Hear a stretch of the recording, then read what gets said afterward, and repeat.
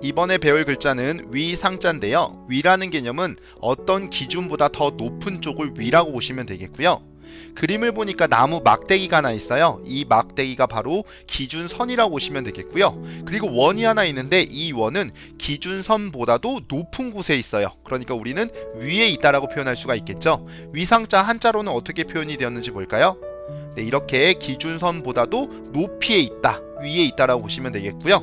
위상자는 어떤 위치보다도 높은 곳을 나타냄을 뜻하는 글자이다, 이렇게 이해하시면 되겠습니다. 이번에 배울 글자는 가운데 중자인데요. 가운데라는 의미는 양쪽의 사이라고 보시면 되겠고요. 한쪽으로 치우치지 않고 양 끝에서 거의 같은 지점의 가운데라고 보시면 되겠습니다.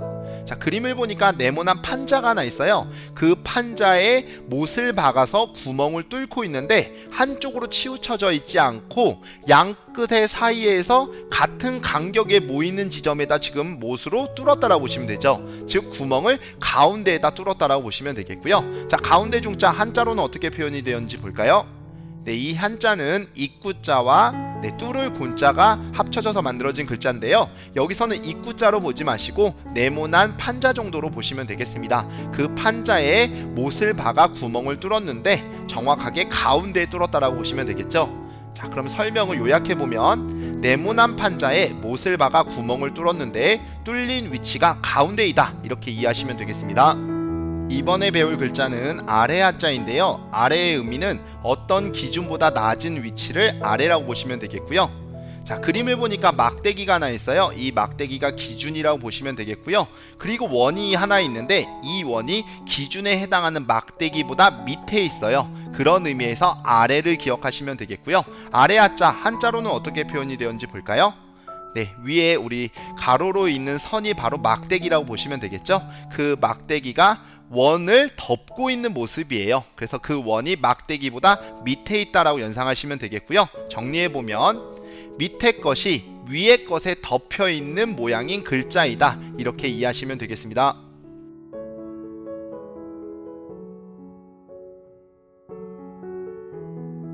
이번에 배울 글자는 날출자인데요. 날의 의미는 나다, 나오다라고 보시면 되겠고요. 그림을 보니까 그릇이 있어요. 그 그릇에 흙을 모아놓고 씨앗을 뿌렸더니 그 씨앗이 자라서 싹으로 나왔다라고 보시면 돼요. 그런 의미의 날출을 기억하시고요. 날출자 한자로는 어떻게 표현이 되었는지 볼까요? 네, 이 한자는 입 벌릴 감자와 쌍날 철자가 합쳐진 글자고요. 입 벌릴 감자라고 하는 것은 그릇을 뜻하는 글자예요. 그래서 화분이나 그릇을 연상하시면 되겠고요.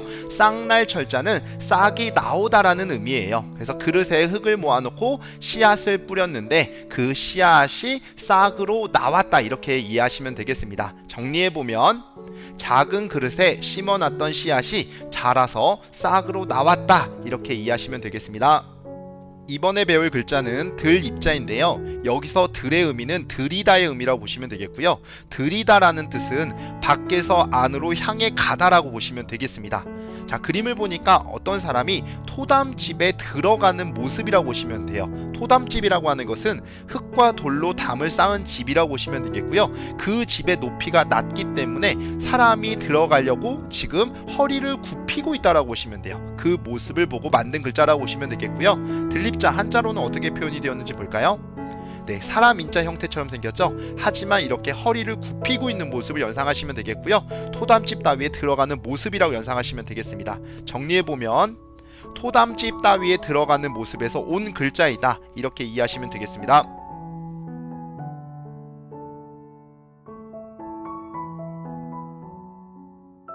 이번에 배워볼 글자는 강자입니다. 강의 의미는 넓고 길게 흐르는 큰 물줄기를 우리는 강이라고 하는 거고요.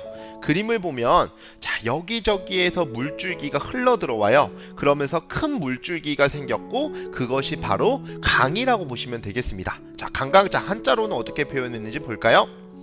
네, 이 글자는 물수자의 부수글자와 장인공자가 합쳐져서 만들어진 글자인데요. 자, 장인공자를 우리가 알아야 되는 부분이 이 장인공자에는 만들다라는 의미가 있어요. 왜냐하면 장인은 무엇을 하는 사람이죠? 네, 물건을 만드는 사람이라고 했어요. 그래서 우리가 알고 있는 부수의 의미로만 해석을 해보면 한 일자는 우리가 모으다라는 의미가 있다라고 말씀을 드렸죠. 어떤 합한 두 개를 모아놓고 그 가운데를 뚫어서 물건을 연결시켜 놓은 거예요. 어떠한 물건을 만들었다라고 보시면 되겠죠. 근데 그 물건을 만드는 사람을 장인이라 했으니 장인공자라고 보시면 되겠고, 또 다른 의미로는 만들다라는 의미가 있다라고 보시면 돼요. 자, 여기저기서 흘러오는 물줄기들이 있겠죠. 그 물줄기들이 합쳐져서 만들어진 거예요. 그러다 보니까 어떻게 됐어요? 그 물줄기가 넓고 길게 흐르는 큰 물줄기가 된 거죠. 그것이 바로 강이다라고 보시면 되겠고요.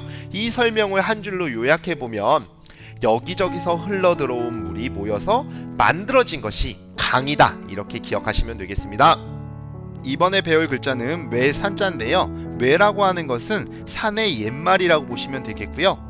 자, 그림을 보니까 산봉우리가 있어요. 이렇게 뾰족뾰족하게 생긴 산봉우리가 이어져 있는데요. 그 모습을 보고 글자로 만든 거라고 보시면 되겠고요. 외산자 한자 형태를 볼까요? 네, 이렇게 뾰족뾰족하게 생긴 산봉우리가 이어진 모습을 보고 만든 상형글자라고 보시면 되겠죠. 정리해서 말씀을 드리면 산의 봉우리가 뾰족뾰족하게 이어지는 모양을 본뜬 상형글자이다, 이렇게 이해하시면 되겠습니다.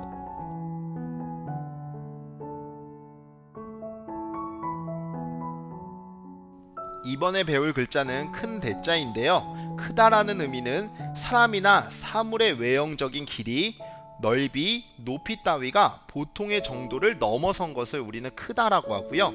자, 그림을 보겠습니다. 그림을 보면 두 사람이 있는데요. 이 두 사람은 동일 인물이라고 보시면 되겠고요. 왼쪽에 있는 사람은 양팔을 벌리지 않은 채 그냥 평범하게 서 있는 모습이라고 연상하시고요. 오른쪽에 있는 사람은 양팔을 벌려서 서 있는 모습이라고 보시면 돼요. 자, 약간 회색깔로 흐릿하게 보이는 네모가 보이시나요? 그 네모를 보면 두 사람의 높이는 같지만 너비는 지금 다르다는 걸 알 수가 있어요. 왜냐하면 오른쪽에 있는 사람은 양팔을 벌리고 있기 때문에 왼쪽에 있는 것보다는 좀 더 커 보이는 거죠. 자, 이 모습을 연상하시고요. 큰 대자 한자로 보겠습니다. 네, 이 글자를 한 줄로 요약해 보면 사람이 양팔을 일자로 벌려 몸을 크게 만든다, 이렇게 이해하시면 되겠습니다. 이번에 배울 글자는 작을 소자인데요. 여기서 말하는 작다는 크기를 이야기할 때 쓰이는 작다라고 보시면 되겠고요. 그림을 보시면 농기구 갈고리가 있어요. 그 갈고리를 가지고 길가에 있는 돌멩이를 내리쳤다라고 보시면 돼요.